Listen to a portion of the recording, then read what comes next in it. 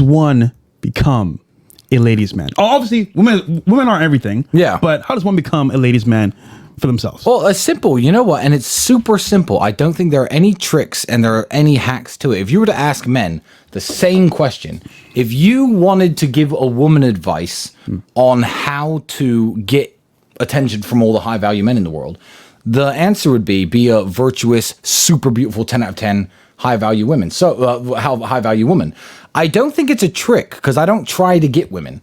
I feel like I try to become the best version of myself I can be, and then women will naturally come to you. And that's as simple as that. And I know it sounds easy. It's actually the hardest answer in the world because it's the answer no one wants to hear. Fat, chubby dudes will send super chats to people like Justin Waller, and he'll get pissed off at them. Yeah. Because he's saying, hey, man, how do I get women?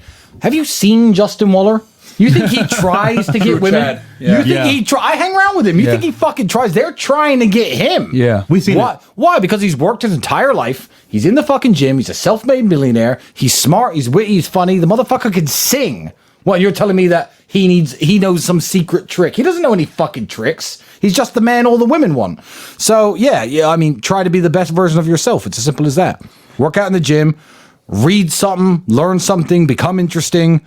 You know, become wealthy, of course, because the wealth comes with a fun lifestyle. Women love fun. Yes. That's why they like fast cars. That's why they like when you take nice vacations, because women love fun. And when you're that guy, you'll be surprised how easy it is. If you're sitting there lonely, if you're truly lonely and you can't get any women, I can't teach you anything. Because if you had the basics, you wouldn't be lonely. Yeah. You'd at least have some chick around in your house trying to make you soup and suck your dick, you know? You know, we talk about competency a lot, right? And Tristan, you're always one of my favorite people to talk to because you don't give yourself enough credit for this shit, but you're one of the smartest people I know. Yeah. Like legitimately one of the smartest people I know. You're a fucking encyclopedia, bro.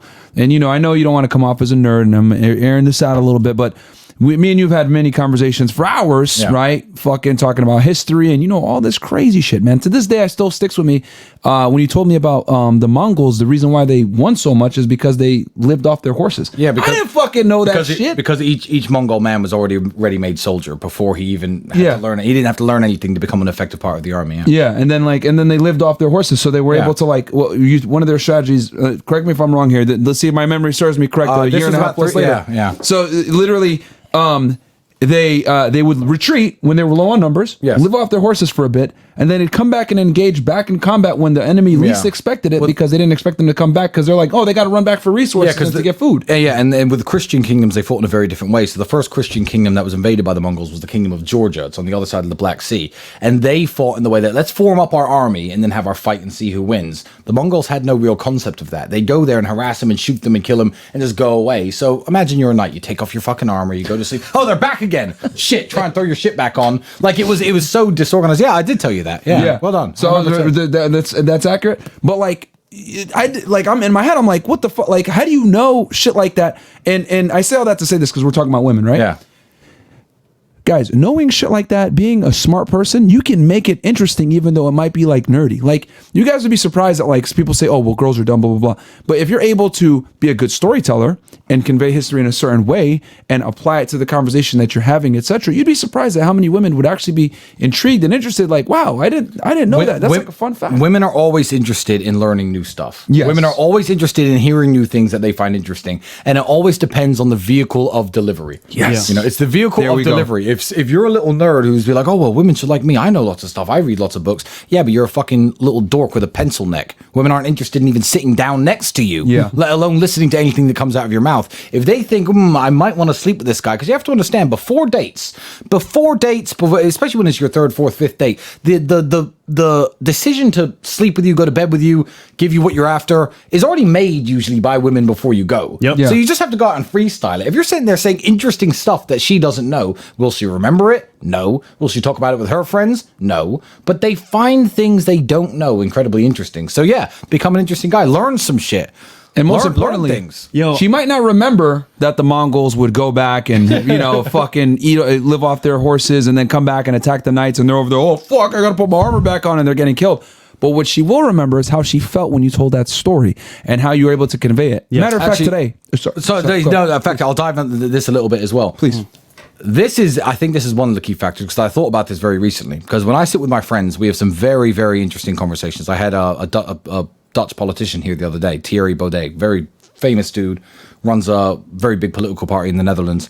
And when you're seeing their talking, He stepped up and said it was bullshit when he all said that it was happened. bullshit. I remember that at So the he was Parliament, here, right? He had your back. Yeah, he was here. When I sit with Justin Waller, when I sit with you, when I sit with any man who's interesting, and we're having these interesting conversations, if you're commanding, I wish you guys could hear some of the shit we talk about. oh, it's amazing. But if you're commanding the respect and the attention of 4 or 5 other men who are worthy of admiration, that's what women like as well. If you're saying something incredibly interesting, and me, who's worthy of respect, and Andrew and Justin Waller are all sitting there staring at you, kind of nodding their head because you're telling us something we don't know, your girl will pick up on that. Your girl will pick up on that. Myron can command the respect of these other men who are all smart and rich and et cetera, et cetera, et cetera. And I think that's a big factor for them as well. It's not necessarily them listening to you, but when they see other men are interested in you and interested in what you have to say, and you command respect in the hierarchy, that's a massive turn on for women. Yeah, and guys, like, interesting enough, right? So, you know, Mystery, right? I've talked about his work a lot, and he talks about the power of storytelling,